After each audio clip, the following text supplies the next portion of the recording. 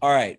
Welcome into Heat Check on today's episode. Peyton Gallagher, Gabe Swartz. We are talking about the all-time non-Power 6 draft. And with us, we've gone a little over our heads. We've brought in some extra help, some extra competition, actually.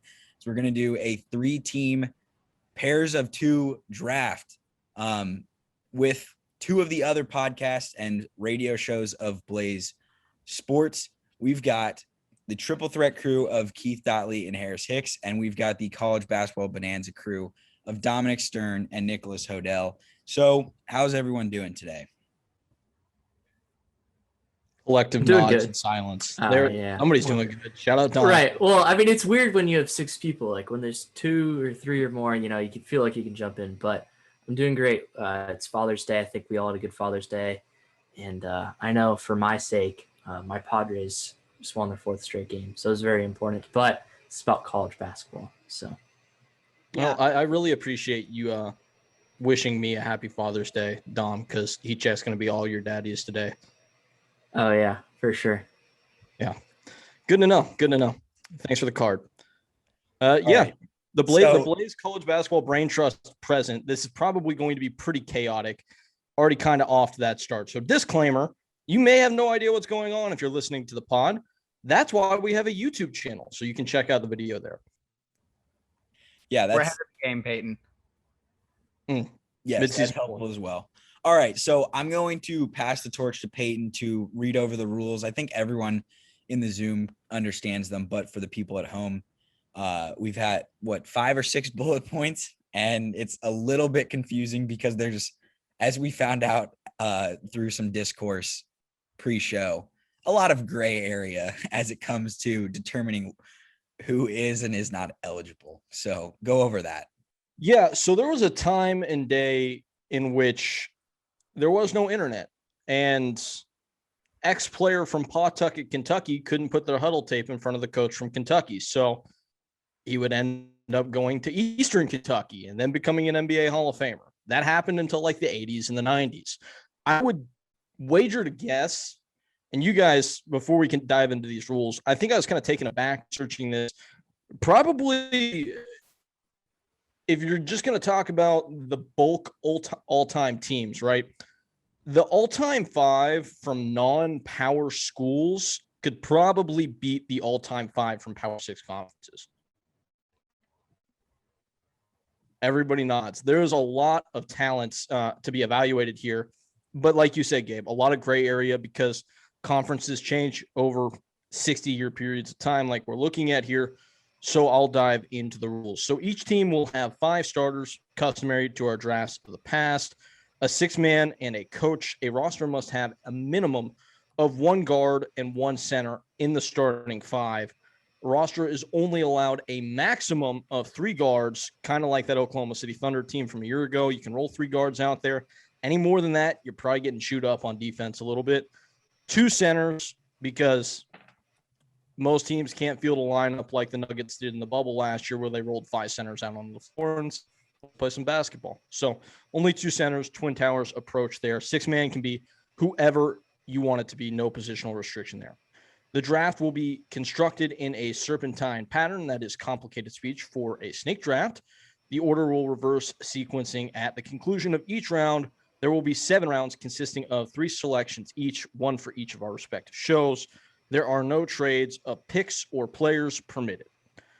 This is where it gets a little bit more complicated.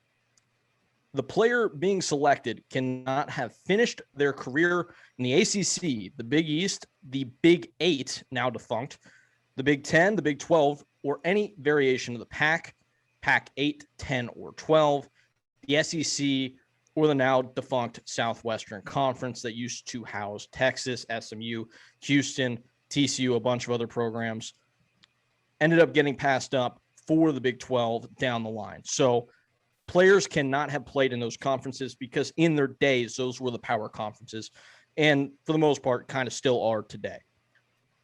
In that vein, a coach may only be judged based on accomplishments outside of those 8 conferences. So, for example, a coach like Rick Pitino, currently at Iona, I don't know why you'd want Rick Pitino, but, shout out Iona, made the tournament. You could only really lay claim to his success there you couldn't say anything for what he did at Louisville, Kentucky, or Providence. Well, the one at Louisville, we all know never happened, so you couldn't lay claim to that anyway. Number 5, no player from below the D1 level is draft eligible. So even if that school played at the D1 level this last year or has in the past, if they were at the D2 level or lower while the player was in school, they're not eligible. So that excludes guys like Scottie Pippen Jr. or no, Scottie Pippen Sr. Jr. played at Vanderbilt. Slip of the tongue. Scottie Pippen, not eligible, played at Central Arkansas. That was when that school was at the D2 level. Same thing for a guy like Walt Frazier, who played for the Salukis of Southern Illinois while they were at the D2 level, despite them being D1 now.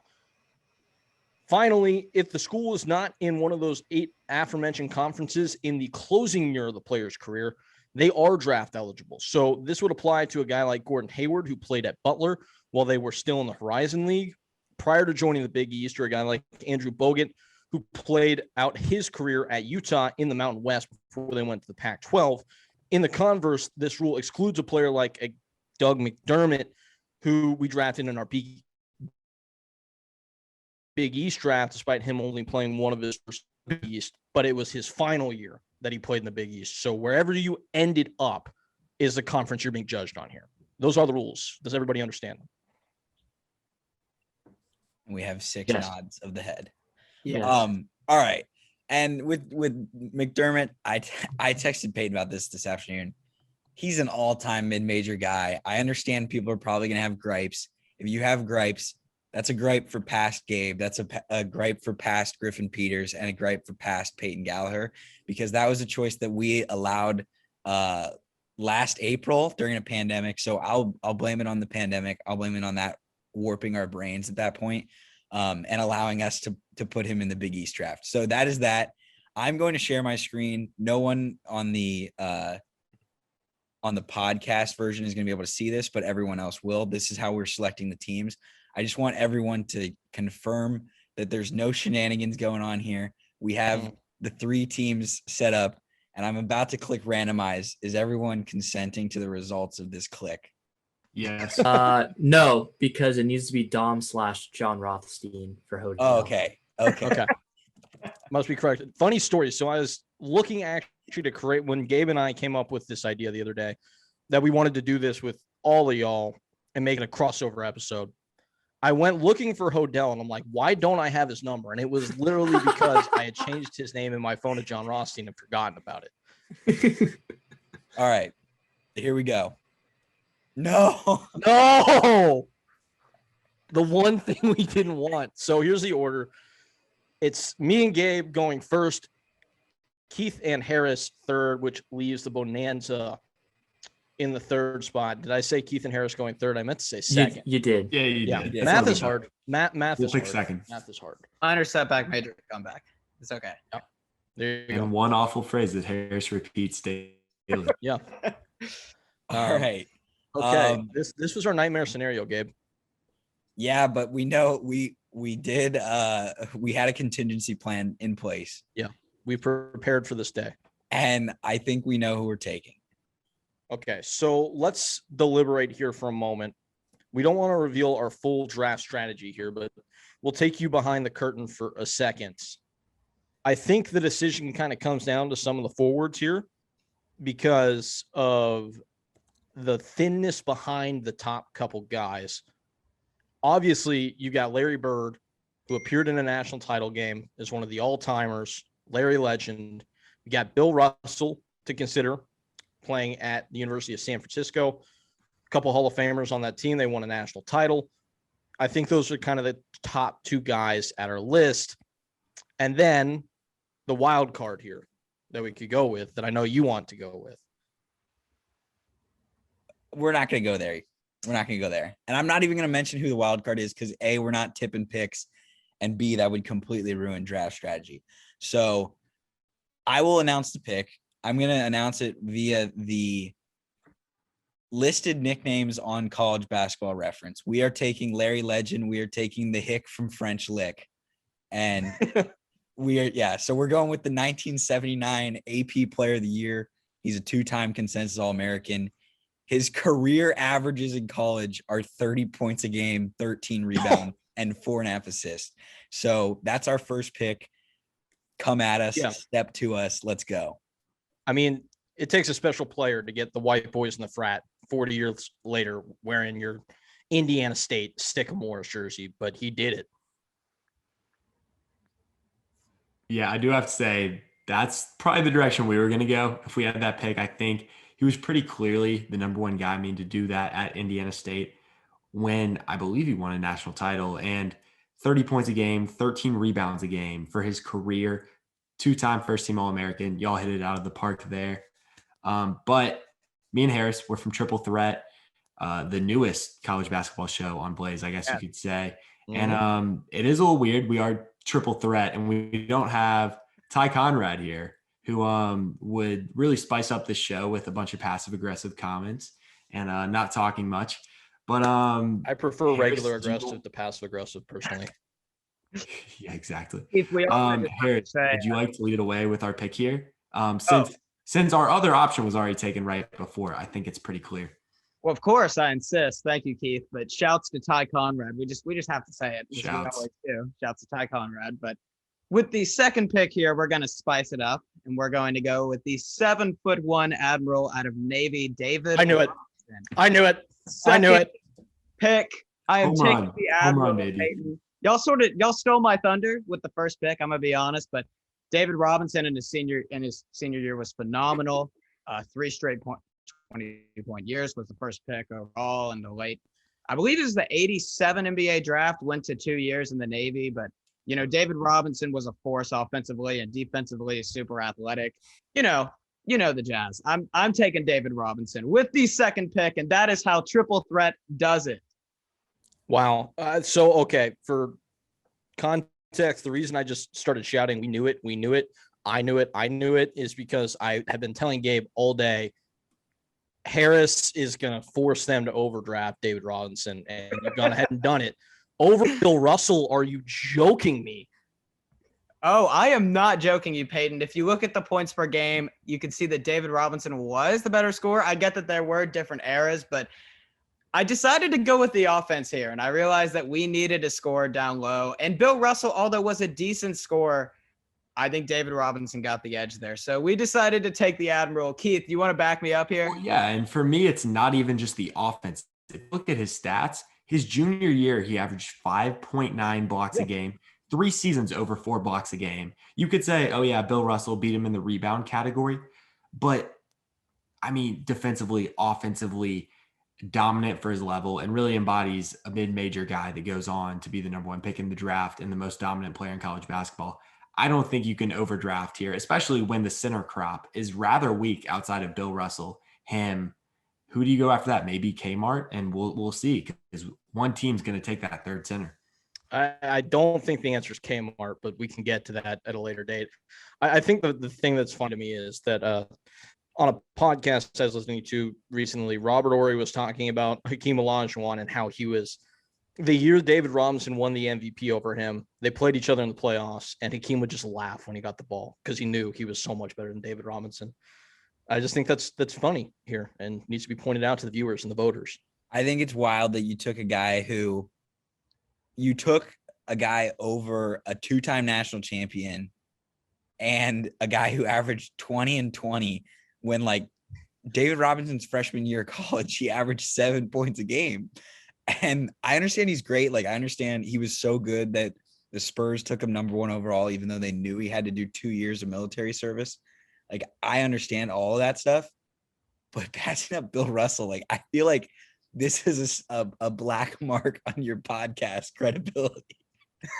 I'm so used to being attacked by Ty with these passive aggressive comments, but this is sort of weird. Now we're being attacked by Peyton and Gabe. I don't know. This is weird, Keith. And I'm not used to being attacked by them. I'm used to kind of piling on you, Harris. But hey, we're in this together, and we're going to find a way to stay afloat throughout these heat check open waters. The Navy puns coming out. I love it. Just doubling down. Effectively, Harris is an anchor that you've tied to your ankle, though. I'm sorry, Keith. Hey, it's all good though, because the Admiral is going to take us back to shore. And we can move on with that one. This is out of hand. Okay. Bonanza. Yeah, thanks for that, guys. We really appreciate that here. I think you guys did all the talking on Bill Russell. That is exactly who we're going with, actually, here at the number 3 position. You guys pretty much did all the talking here, so I'm not even going to try to elaborate any further on that. As for number 4, I think as soon as I saw the random.org randomizer, I was thinking to myself immediately, we got to go one center, one guard, try to get the balance in there immediately. And we're going to go with Steph Curry. This is a player that really just took himself in the SoCon and then just dominated that conference like no one else did. And really showed really the entire country what he could do on the big stage of the NCAA tournament in 2008. And I really think that we have ourselves a really solid selection here. Yeah, and with this pick, we feel like we have the best center of all time in terms of mid-major players.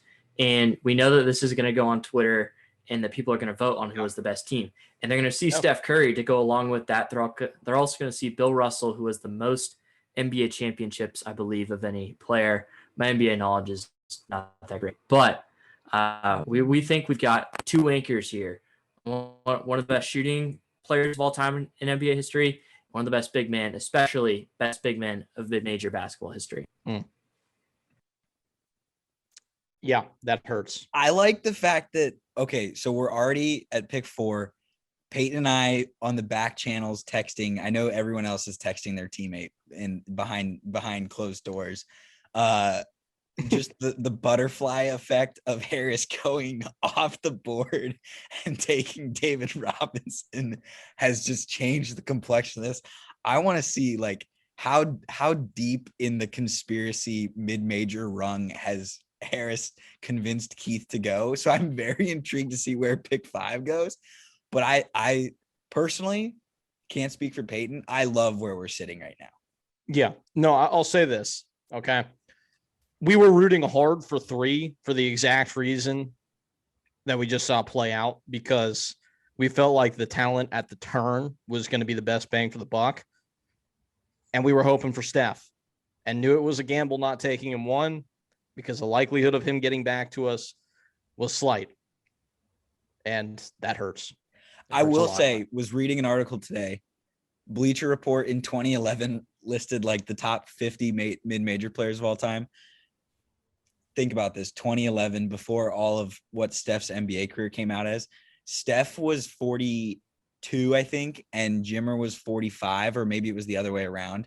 And them, like, the fact that Steph has vaulted to be the 3rd or the 4th pick in this, and on our big board was the 3rd best player, is kind of wild. So Steph was 42 because I have that article up. Okay. Steph was 42. Get flexed on. Nerd. Okay, triple threat. Yeah, we're still contemplating here because, like y'all said, Steph Curry came off. Me and Harris wanted the turn because we thought there was kind of a top 4 there, including David Robinson, who we clearly picked and got some backlash. But I think This is a toughie, Keith. yeah, we're contemplating it right now. Going on with what you said before, while these guys are swimming and swimming and swimming without answers, the Admiral has dragged us to shore. And since we're at shore, we are going to capitalize. So with this second pick, the players that are on my mind, I actually have Bo Kimball on my mind right here, who put up 35 points a game. Please do it. Say Bill Bradley. He's He's on my mind. You know what, Keith? I'm also thinking of your boy Jimmer, because I mean, in 2011 he was electric, one of the greatest shooters in college basketball history.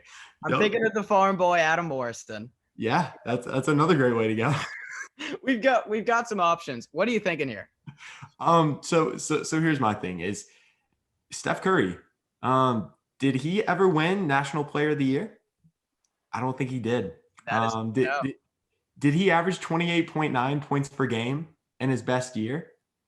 I don't think he did. Was his team ever as high as BYU was that one year in the tournament, and might have won it all if they didn't have Brandon Davies get kicked off of the team or reasons that we fornicating can't outside say. of marriage. And that's our favorite joke on the show. Oh yes.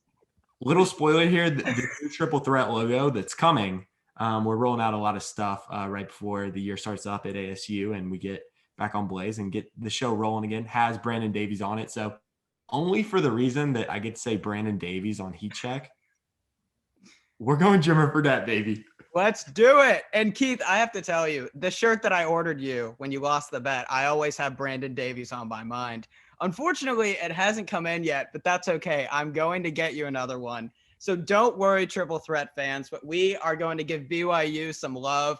And Brandon Davies, his Batman to the Robin that is Brandon Davies, that is Jimmer Fredette. Welcome to the team.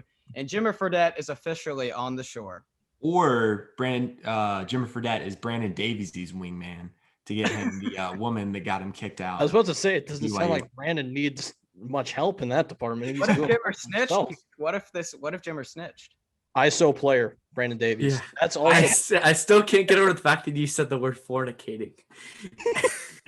I think that is. We I out had here. this- Triple I had threat. this podcast going a lot of directions. I did not go BYU might have won the national championship if not for Brandon Yeah. Davies getting kicked off the like. Whoa, He was okay. good though. He was very good. He was special. Jimmer Mania, like the fact that anyone had Jimmer, like if they put Mania after your name and you're pulling up from 35 in a college game when it's completely unnecessary. He was special. Jimmer was nuts. Yeah, for sure. And I have to say, probably Keith, I think his teammate probably kissed more girls than all of us combined. I will have to say. Hey, But Brandon Davies pulled, and Harris, the one thing I'll say about that t-shirt is I hope that you have like YNW Melly's face on there because instead of murder on my mind, it's Brandon Davies on my mind. That would be the only thing that would oh make my it better. gosh. Okay. One thing I will add about Jimmer Fredette, they did not win the Mountain West Conference tournament his senior year. And I You don't know know, why if I they could draft didn't? someone. You know why they didn't? Yeah. Brandon Davies got kicked off the They team. didn't have Brandon Davies. No, Dom. And Kawhi Leonard at San Diego State. Yeah. And Smash that's them, who yes. we're taking. That's who we're taking. at Coincidence. six. You're Taking taking Kawhi Kawhi. Leonard. All right. Complete reach. Huh? Well, You Well, realize? listen, okay, hold I up. agree. You realize Part the of this NBA is that matters you- like yeah. Right. NBA matters to a certain extent. See, this is a And- college basketball show. I agree. This isn't the NBA college basketball show. Exactly. It's a college combination. basketball show. It's an all-time. Bullshit. All-time- Lucky.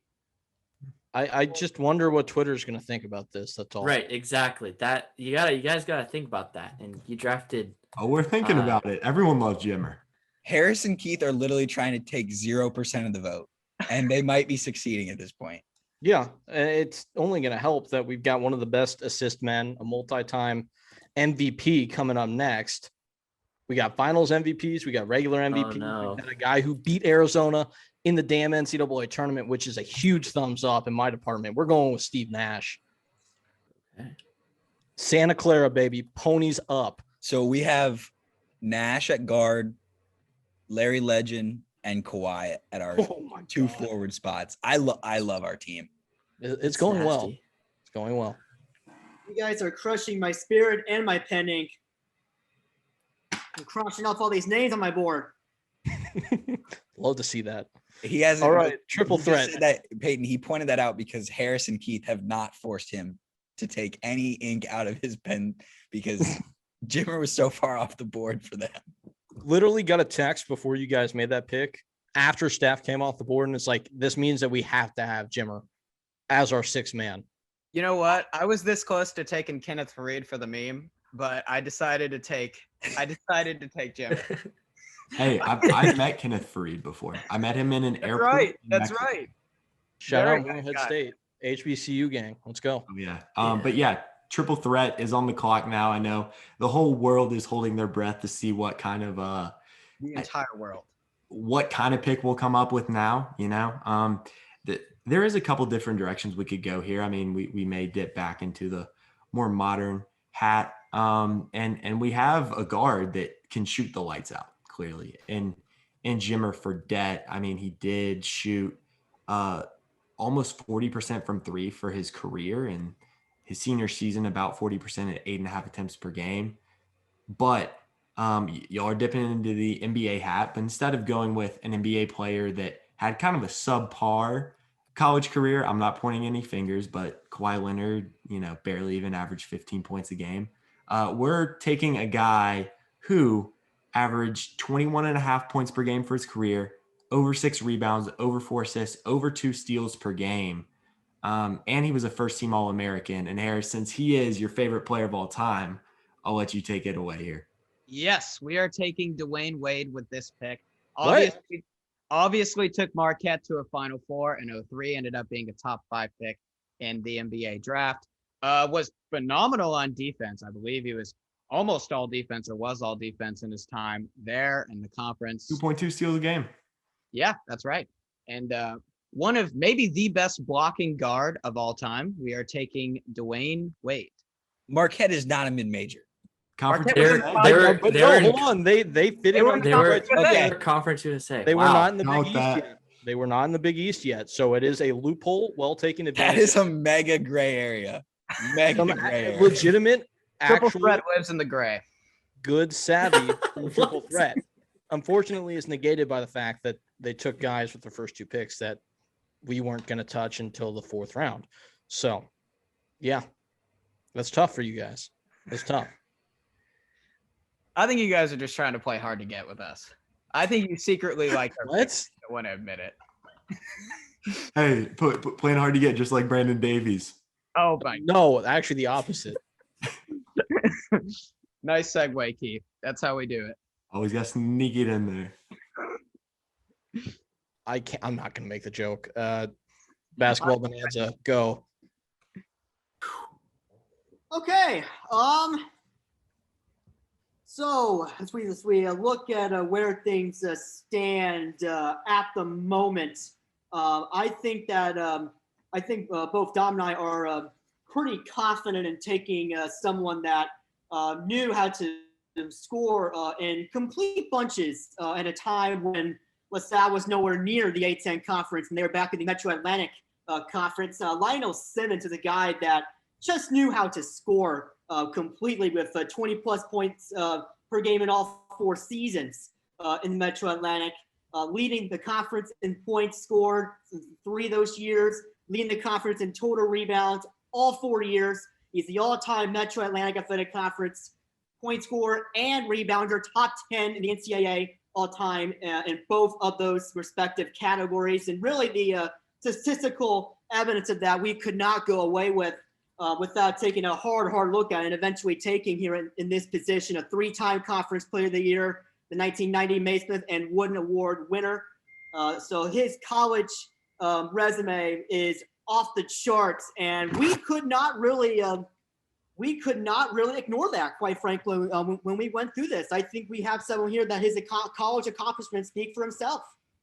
Yes, and when you brought on the college basketball bonanza for your mid-major draft, you knew that the college basketball bonanza was going to dive deeper into these schools, and LaSalle from the Metro Atlantic Athletic Conference is exactly a bonanza pick here, and we feel like it is right down our alley. Maybe not as quite down the alley as Brandon Davies to triple threat, but we went with the MAC. So Shout that out is to our the pick. Metro. If young Metro don't.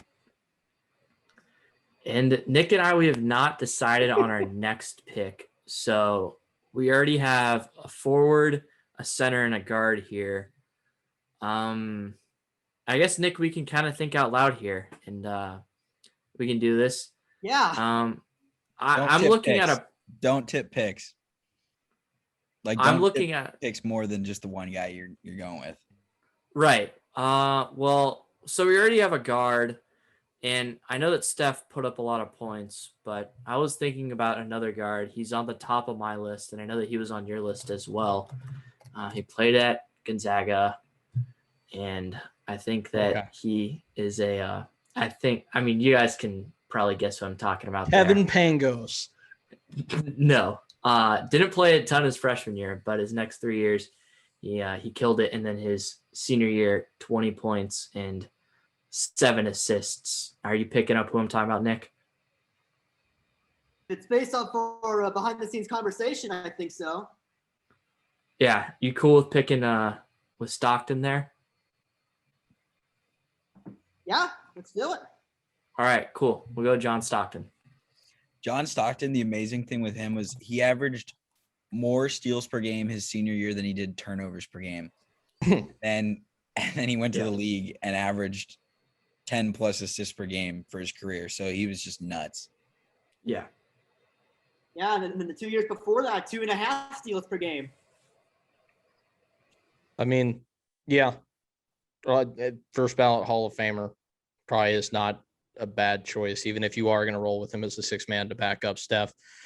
I mean, Gabe made the point to me earlier that in college, and I mean, really at the NBA level too, Steph does a lot of the stuff off ball, at least from an offensive perspective, that you want to have a two guard in terms of coming off screens, those elevator actions, those pin downs, and hitting shots where he's not necessarily initiating the play without the ball. So I think you wanted to line it up in a theoretical universe where Steph is your two. Yeah, you get toasted on defense, but you'd put up a lot of points.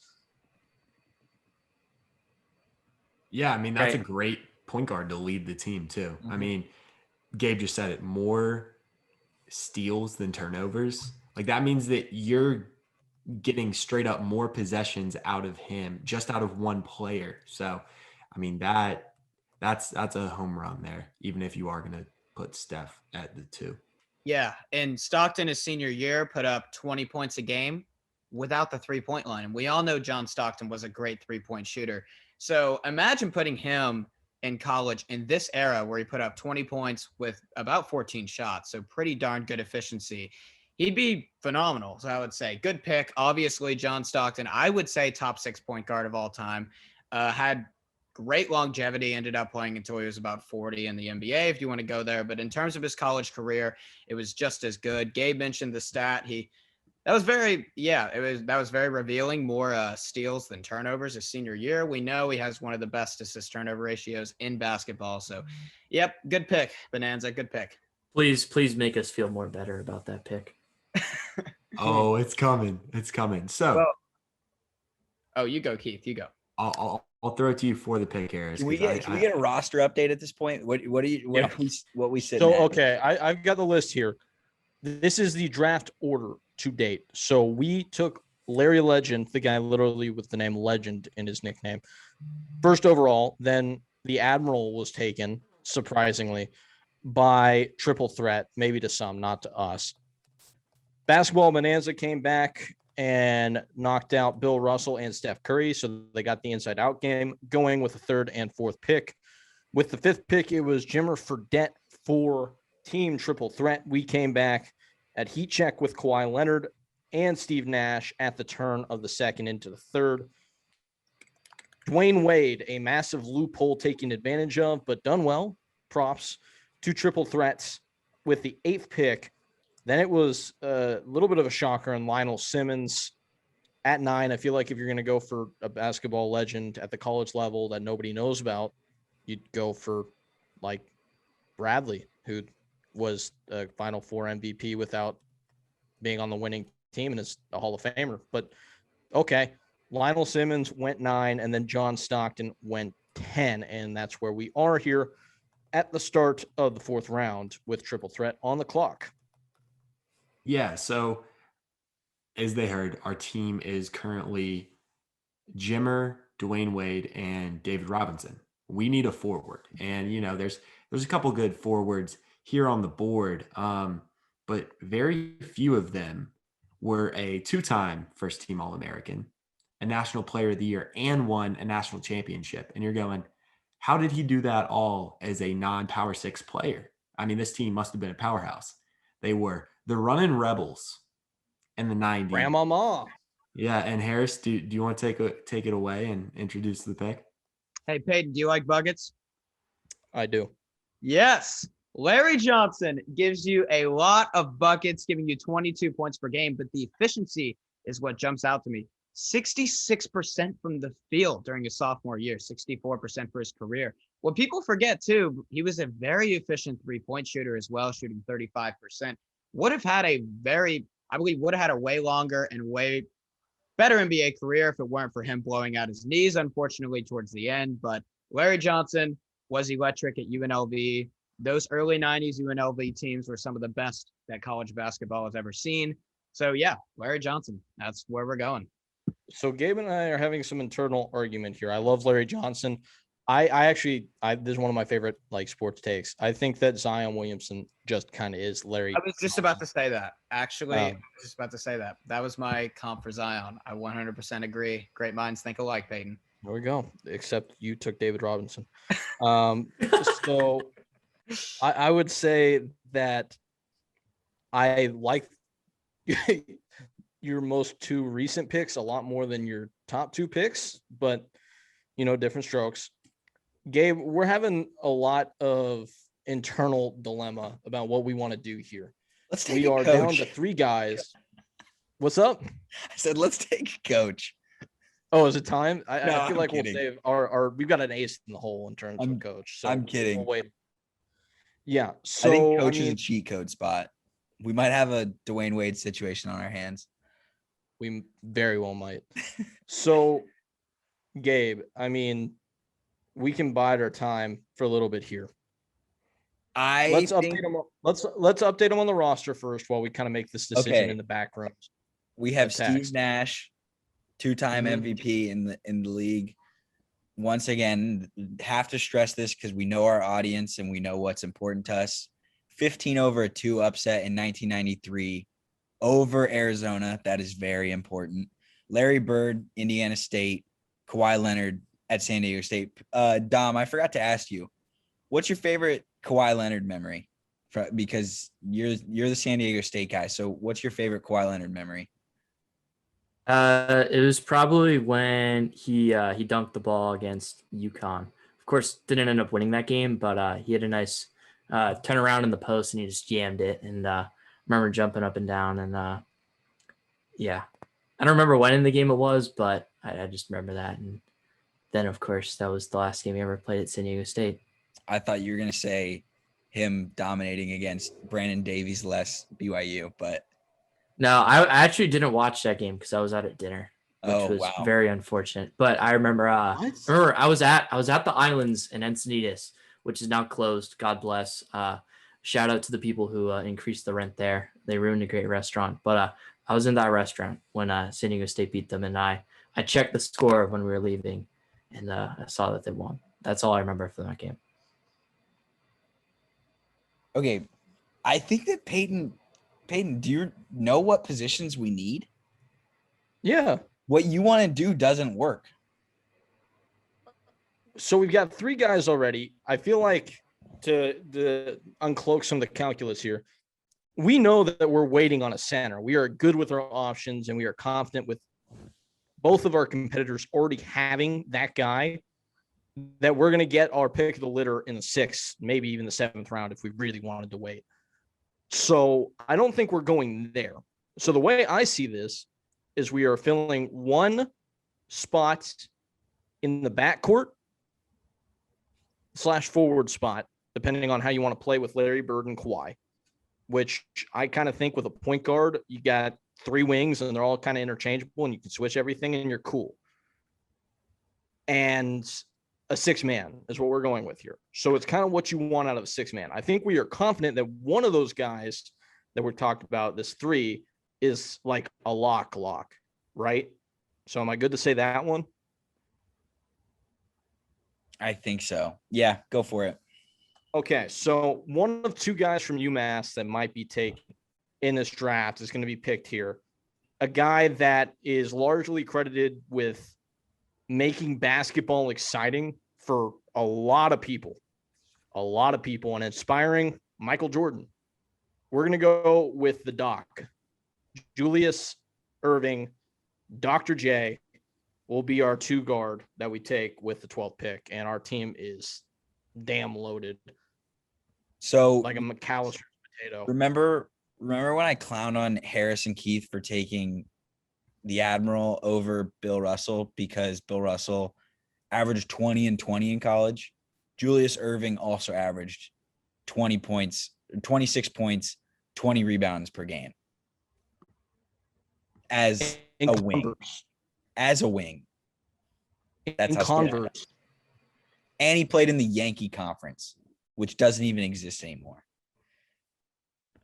Just a fun I fact. can't believe, like, there's so many guys, like NBA Hall of Famers that were elite at the college level that have just been left on the board. Like, there's such a glut of riches here that we don't know what to do.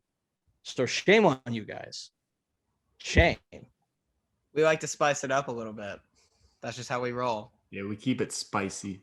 Just like some Popeyes chicken, since we're going with The- food analogies after Peyton's great McAllister's. Dan right? Orlovsky spice package of like just salt is what you mean, right?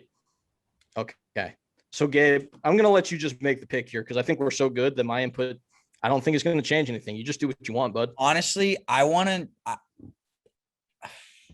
Okay. We probably need a 6-man. I would say no centers here. That's my Yeah. only. Yeah, because I think we know who we want at center. I'm just trying to look through the list and think of, I kind of want to get sneaky with it. And I'm going to text you the name that I want to do because it's not anyone we've talked about, but I kind of want to do this. Oh, I'd be okay with this. All right, we're doing this. At 6-man, we're going with Penny Hardaway. This is unfair. Penny, like sneaky, one of those guys who played 2 years. If he plays 10 years earlier, he plays 4 years of college ball and would have been probably a 3-time All-American. He ended up only being a 1-time All-American. Nonetheless, was still an incredible player. He had just incredible nickname. He's the coach of the school now, which you might say We'll forget that part. we'll forget that part of it. The legacy. That hurts his legacy. But Memphis was an interesting school because just like, I pushed back on Marquette. I said gray area for Dwayne Wade. Memphis is another gray area school because they've spent so much time like Marquette in the Conference USA, where it was like, that's kind of borderline a really good conference for years, but we're just from a consistency standpoint, I think they're still acceptable to take. So we'll go with Penny Hardaway, who in his time at Memphis, goes by the given name of Anthony Hardaway. 20 points per game, 7.7 rebounds per game, 5.9 assists, 34% three-point shooter. And that was despite the fact that, the three-point ball was not as prevalent at that time. Mhm. Actually, I got my facts wrong. He did not play in the Conference USA. He played in the Great Midwest Conference, the GMWC. So shout out Anthony Penny Hardaway. He is our At the time, Memphis State University, probably, unless one of you guys takes one of the UTEP men, Tiny Archibald or Tim Hardaway, probably the only guy who played for a school that has a different name at this point in time in 2021. Yeah, now that I think of it, Peyton, that's a good point. I did know that because a lot of my family went to Memphis State, but Big I have facts. to give you, I have to give you credit here, Gabe. Go Tigers. I'll say it. Yeah. It's a good pick. It's a strong 6-man. Something that about Penny that people forget is by his second year in the NBA, he was already a first-team All-NBA player. So obviously, if it weren't for another story of what if he stayed healthy, like Larry Johnson with his knees, he could have had one of the greatest players of all time, in my opinion. But yeah, it's a good pick, good college career, good pro career for the beginning. So I like it. Yeah, and triple threat now back on the clock. We're actually going to keep it in Memphis, and you Okay. Other players for the University of Memphis, maybe Derrick Rose, maybe Keith Lee. No, a guy who's in the NBA right now. What's that face for, Peyton? Just the fact that you said the name Derrick Rose and you're not gonna pick him. Look, see, I'm not into guys who average not even 15 points a game in college and are only a third-team All-American. I'm more into a guy who averaged 24.5 points per game, 10 assists per game. Please say Tyreek Evans or something like that. and was a first team All-American, a guy who's in the NBA right now for Memphis. We have Jimmer. He can shoot. We need a guy who can take you off the dribble. Ja Morant, come to town, baby. Okay. Oh, okay. How are you going to stop this team? Like you have Ja Morant off the dribble. He's swinging it out to the wing. Jimmer's dropping threes. He can dump it down David Robinson or Larry Johnson, one of the best dunkers in the history of college basketball. And guess what? Unlike Team Heat Check, we can actually shoot it. So I think Larry can shoot the ball pretty well. oh, Larry can, but Kawhi Leonard can't. What about Steve Nash? Not a good shooter. Hey Keith, you're Kawhi Leonard slander. That's the second time you slandered him this Wait, he podcast. shot I don't 25% from 3 in college. I mean, I don't appreciate it. Okay. hey, don't we've gotten appreciate plenty of slander our way, so we're just making it fun and Even in and Swinging out. No, but slander you around. attacked You know Kawhi how we Leonard. do. I'm Yeah, just gonna for the say fact- Yeah. for a second there, I heard we're gonna take a Memphis guy who's in the Yeah. NBA right now, and I had a little heart attack because I thought James Wiseman was going off the board. Yeah, me too. Because it wouldn't be it might not like it wouldn't have been the dumbest thing that's been done from that team so far tonight. But yeah, I'm pleasantly surprised to hear Ja Morant, which feels like a really good stock buy while the stock is like Dogecoin levels. And in 5-10 years, we might want to check back and it might look a little better. Well, if I was going to go with a more recent Memphis guy, I'd go with Short Shorts Lester himself. Bonus. Player in college basketball, aka off-brand Kelly Oubre. But that's a whole other story. Precious Achua. Yeah. Up there too. We Is could have there? gone back in the old days and taken Joey Dorsey there in the post, but we decided not to. But I like the short shorts Lester shout out there, Keith. Shout out Tyreek Evans. Yeah, Shout out to Chris Tyreek Evans Douglas for Robert. Rookie of the Year. Okay. So now to our actual competition basketball bonanza. What are you going to do? So with I'll talk about this pick, Nick. With our next pick, we're going to go with another player who is an NBA Hall of Famer. He's one of the all-time great NBA scorers. He's a forward, and he is a teammate of one of the other players we drafted in the NBA. He's one of the great all-time forwards. He attended the Louisiana Tech, and throughout the course of his college career, he averaged 18.7 points per game and 9 rebounds per game. In his freshman year in Louisiana Tech, which happened to be his best year, he averaged 20 points per game and 10 rebounds per game. We're going to go with Karl Malone, the mailman, here with our 5th pick. I mean, not a bad forward to take considering the award for the best forward in the country. College basketball is literally named after him. You know what? When you said 18-9 forward from Louisiana Tech, the first guy that popped in my head was Paul Millsap. But yes, it's a very good pick. I can't believe you just said that. And It then shows you how crappy Harris Hicks' board is right now. and then there's a lot of talent here. I know that Nick has a couple of names on his board. I have 1, 2, 3, 4, 5, 6. I have 9 names on my board of very talented college forwards. Oh my God. And we're going to go with another forward here. We haven't decided who we're going to go with here, but that's what we've come with. Yeah, this is just oh my gosh, there's just so many so many guys that have consistently won conference player of the year honors in their college careers that I'm just sitting over here looking through the list. It's just like, oh my gosh, where in the world do we go from here? Oh my. Decisions. Yeah, exactly. You got defense, scoring. There's a lot of different options here. Oh my. Well, no one cares about defense, so Sneaky Well, I'm all-time. saying that it would be nice to have a defensive spark off the bench. There's a sneaky all-time like great player that is not on the board, and me and Peyton can't pick him because we don't have positional availability anymore. But I feel like as a public service, the guy needs to be picked. Yeah, there's also like the first like unstoppable Kevin Durant-esque scorer that a character was modeled after. And why am I forgetting the name of the movie? The Jackie Moon movie. Semi-pro. semi-pro. Yes, Yeah. that's okay. There's a character that was modeled after this player, and that, like, one of the best scorers ever. Played in the ABA. Are you thinking of George Gervin? I am. That was the name. Thank you for informing them. That was not what you were supposed to do, Harris, at all. Well done. Gosh.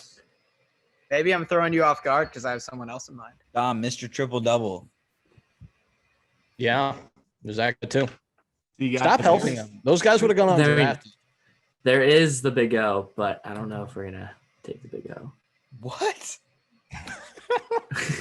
We're gonna draft a forward here, but Okay. looking at the Big O stats, we could certainly use someone who averaged 33 and 15. I mean, I'm gonna just clip this. I'm just gonna clip this part of the show where Dom says, we could use a guy that goes 33 and 15, and the entire caption is just me. Oscar Robertson could have been drafted, but no one wanted him somehow.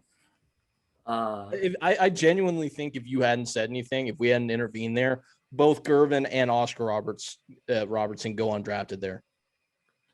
right. Like, Like, you want to go Big O? Because I mean, Dame he was Lillard's there too. He was 6'5".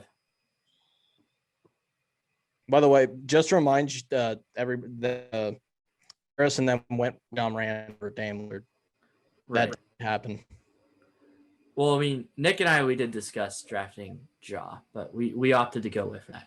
I would take Jaws college stats of the game. Yeah, me too. Yeah, he got 24 and 10 his sophomore year and was a second overall pick. So I don't think that's a bad Yeah, pick. Dame wasn't as good of a playmaker, wasn't as good off the dribble.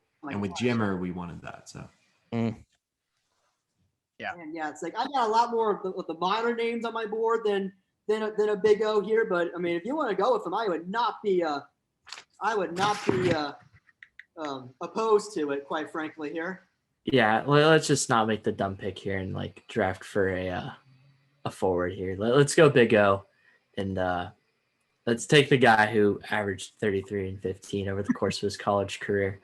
3-time consensus All-American, 2-time All NCAA tournament player. So let's go. Oscar Robertson, the University of Cincinnati, school that now is in the American Conference, but it's formerly in the Missouri Valley Conference.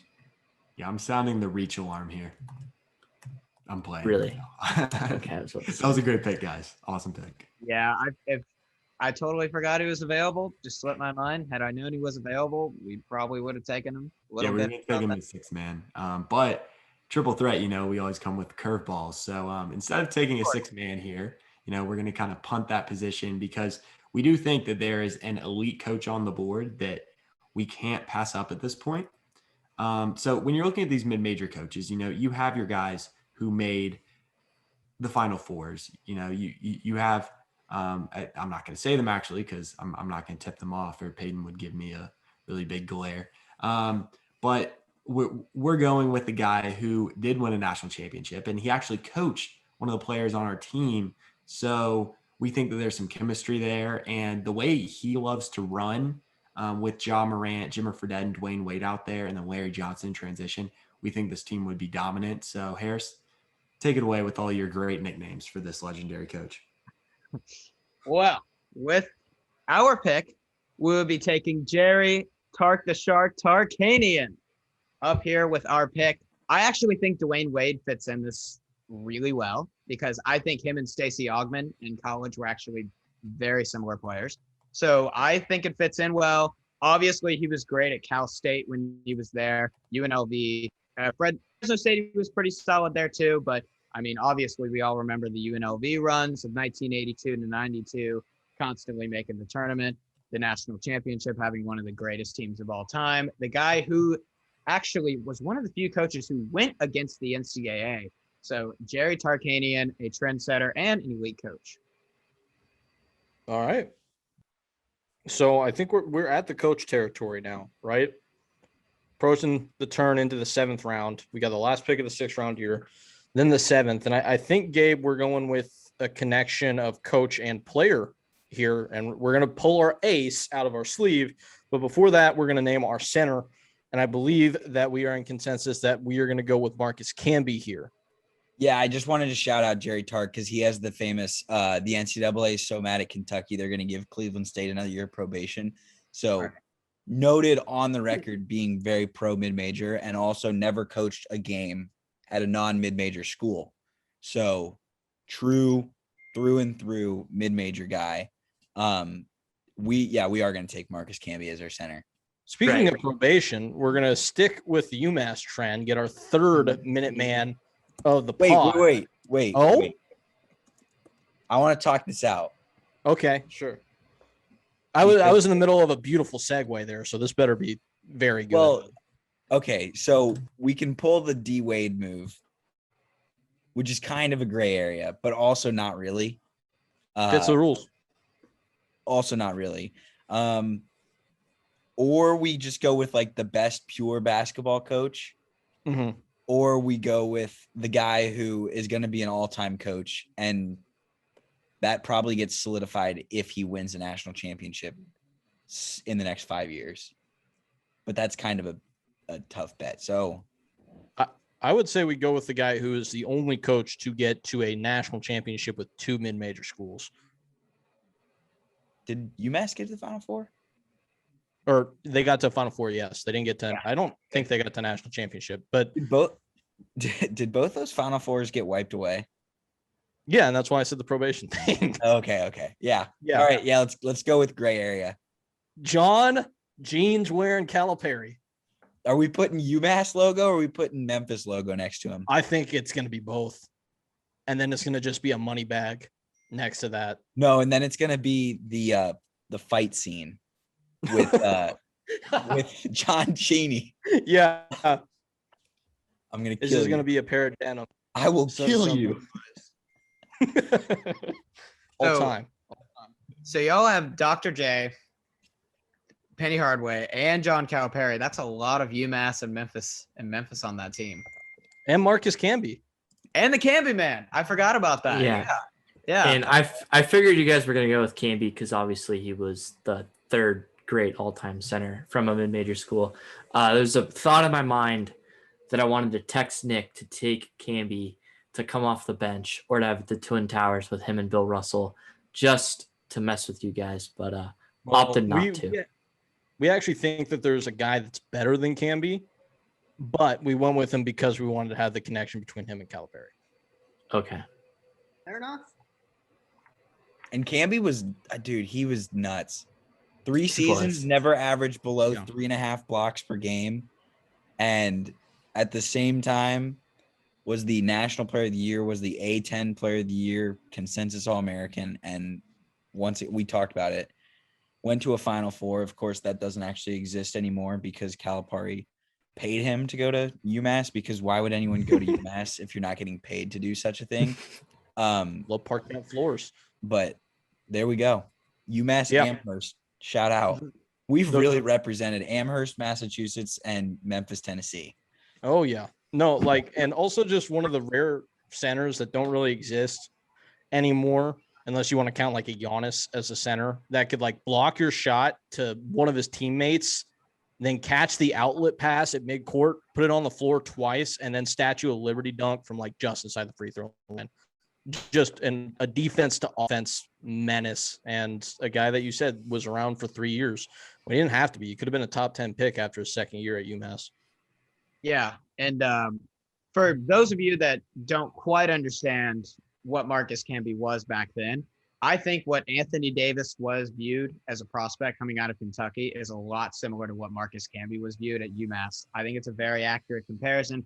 How they ran the floor, how they were both elite defensively, their touches around the basket, the size, all of it sort of adds up. So yeah, I think it's a good pick for the Camby man, and didn't have as good of an NBA career as I initially thought. Defensively it was there, but offensively could have been a little better. Don't really know why that developed, but yeah, good pick nonetheless. Elite college career. All right. Off to you guys. All right, so Brett, this is our last last pick of the draft, and we've had this theme of continuity with Larry Johnson and Jerry Tarkanian, and we've actually referenced this guy plenty of times already on the episode, and it's going to be a very off the wall pick, but it's so triple threat to do this. So his stats, he averaged 17.7 points a game his senior year when he did play. Was teammates with the National Player of the Year that year, and pulls more than any college player in history. No, no, no. At 6'9" from Provo, Nice. Utah, coming out of Provo High School, he averaged a ravishing 12.4 points per game and 6.2 rebounds. Some of the sexiest 6.2 rebounds you could ever possibly ask. Brandon Davies. No, guys, we're totally kidding. Yeah, we're totally kidding. And actually, to make our pick, Harris isn't making our pick. We can't decide between these two players. So for this reason, we're going to have a guest make our pick really quick here. Really? Yes, we are. Is So it Brandon Is it Davies? Ty Conrad? can someone remind me how to pull up Siri on my phone? You hold down the home button or the power button. Yeah, hold on this Oh, button. that's what, there we go. Hey This is Siri, great content. Hey Siri, pick a number between 1 and 2. She picked 1. So for that reason, we are taking Adam Morrison, adding more scoring punch to the squad. Another National Player of the Year from a West Coast school. We already have Jameer Fredette. Now we have Adam Morrison. Almost 43% from 3, first-team All-American, National Player of the Year, all that good stuff. 28 points per game. Yes, his team lost in the Sweet 16. Yes, he wasn't good for the Lakers. Yes, he was crying on the floor after losing to UCLA. But he gives us yet another scorer, and I'm not worried about his defensive deficiencies because we have Dwayne Wade out there. So Adam Morrison, thank you, Siri, for the cameo and making that pick. And Brandon Davies would have been a great pick, but I'm just glad we got to mention him one more time.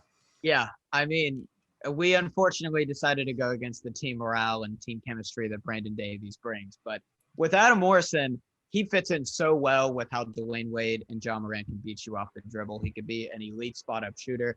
And we saw in Gonzaga how he could create his own shot. He didn't need a ton of space to pull up. He was actually decent ball handler, not necessarily athletic, but drew a lot of Larry Bird comparisons back in the day when he was coming out. Obviously, those didn't end up panning out.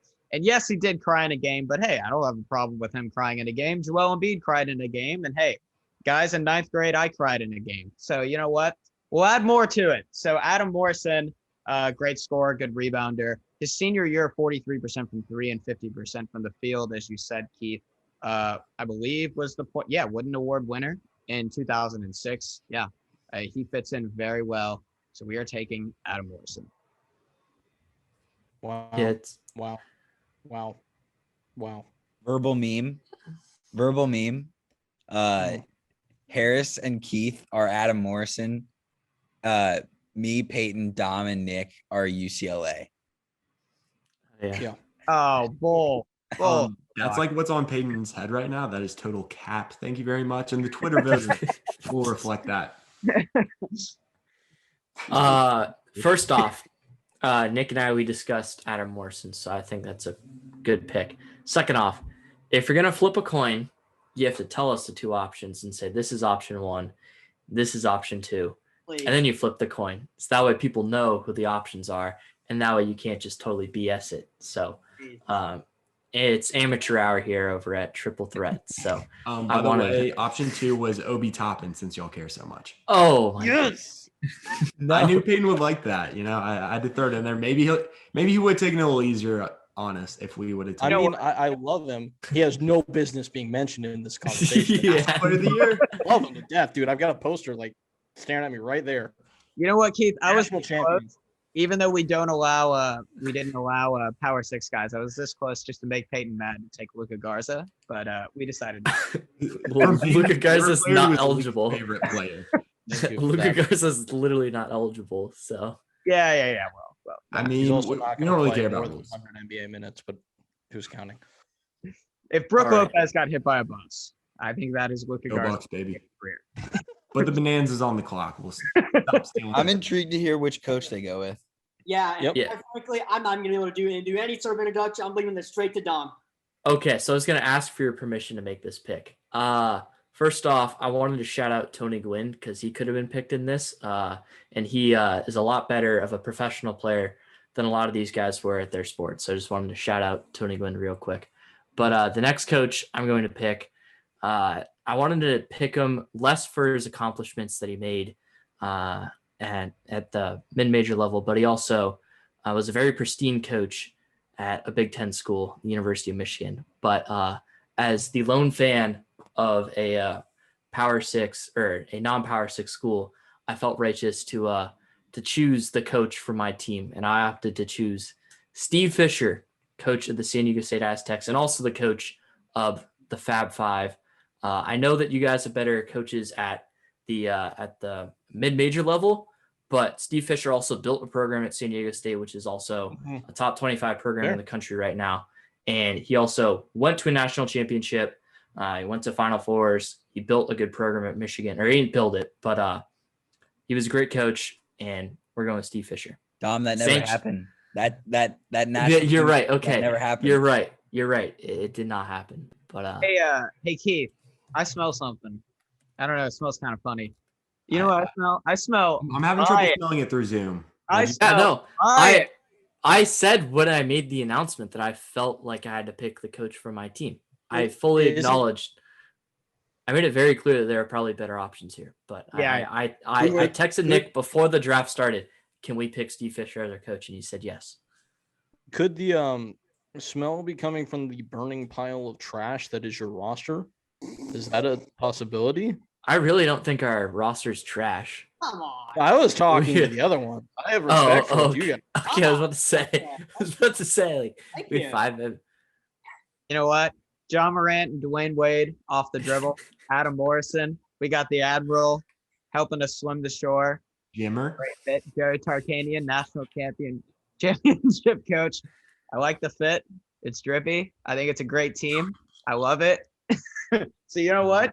You guys can slander all we want, but I love where we're at, Keith. Sneaky Keith being like, oh, Peyton and Gabe don't have enough shooting, and then going John Dwayne Wade, who are career 33% shooters from 3 in the college level, is just the dumbest thing I've heard. Glass houses. I will say, glass houses. So, Dom, I don't know who what your coaching board was, but I didn't have one. It was now Steve that the Fisher. draft is out.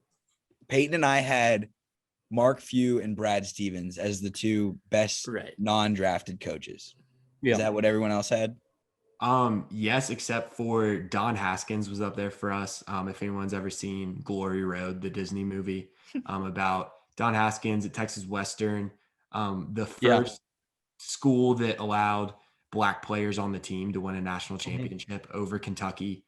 I think just for his impact on the sport and change in America and in the NCAA at that point, I think if we didn't mention him on the podcast, we would be remiss. Yeah. And he spent his whole, I believe, 30-plus career at Texas Western / UTEP. So I think he needs to be mentioned on here, even if he didn't get taken. And we thought about taking him just for that fact and his progress that he created. And he won a national championship. So, okay. So let's mention the names that were not drafted. And just to remind folks, Lionel Simmons was taken in the top 10. Dame Lillard was not taken. George Gervin was not taken. Hank Gathers was not taken. Mark Aguirre was not taken. Good Bob name. Lanier is not taken. I digress. Paul George was not taken. Kenneth Fareed was not taken. Jameer Nelson, National Player of the Year. Thank you. Obi Toppin was Also not true. taken. Gordon Hayward. Not taken. Oh, Shiz yeah. Alston, not taken. Peyton, we talked about this. We talked about this on the Reclassified podcast for 08. If that Gordon Hayward shot goes in, he's higher on that list. If that Gordon Hayward shot goes in against Duke, he's definitely drafted in this. And so would Brad Stevens over Cal. Yeah, for sure. Because if Brad Stevens wins a national championship, I don't think he goes to the Celtics. I think he's way more. I think he's way more involved in college basketball. I think he would have. I think if he felt that way, he would have taken the Indiana job instead of becoming a general manager. But Keep in mind too, the Boston Celtics, when he took the job, no one won more NBA championships than them. If you come around and you're a college coach at Butler and the Boston Celtics come calling, I would take that job in a heartbeat. But And here we are. there's another really good player that also was not drafted. I believe he's an NBA Hall of Famer. Played for the Boston Celtics. Danny Ainge was not drafted. Yeah. Bob Cousy was not drafted either. Yes, I didn't want to go that far back. Elgin yes. Baylor was not drafted, the most overrated player in the history of the NBA, according to Harris Hicks, even though most people think he's actually the most underrated. Yeah, Dame Tom Hines Lillard. either. Speaking of the Celtics, And yeah, I mean, one long-haired Gonzaga man was drafted, but the Yeah. other one was not. So shout Kelly out Kelly Olynyk. Olynyk. Yes. One year wonder. Gennaro Parga was drafted and Kevin Bango. Okay. Y'all lay out your teams for us. Let's start with triple threat so I can write it down for the graphic after this. Yes, sweet. So starting at point guard, we have Ja Morant. Jimmer Fredette is the 2 guard. We have Dwayne Wade at the 3. Larry Johnson at the 4. David the Admiral Robinson at the 5. Okay. Adam Morrison is the 6th man. Jerry Tarkanian as the head coach, and Brandon Davies as the team wingman. The mascot. And it is a glorious mascot at that. And it's Brandon Davies, but he's also inside a Brandon Davies suit. Yes. Yes. Yeah. Yes. And he's got a girl around his arm. Yeah. He's in the Emerson. he's with the cheerleaders. You know, he's talking Yeah. to the cheerleaders. You know. Unbelievable. Great team. Great team. I like it. Bonanza.